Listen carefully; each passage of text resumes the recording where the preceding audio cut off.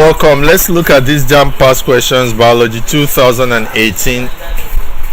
Question number 35. Use the diagram below to answer questions 35 and 36. Transverse section of a fowl egg. That is what this diagram represents.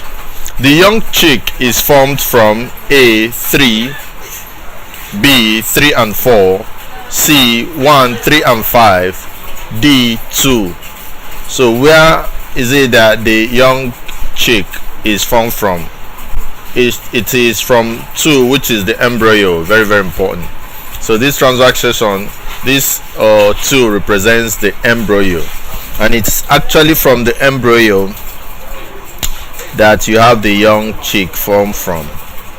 So from the embryo you can have the young chick, which is the organism, grow from.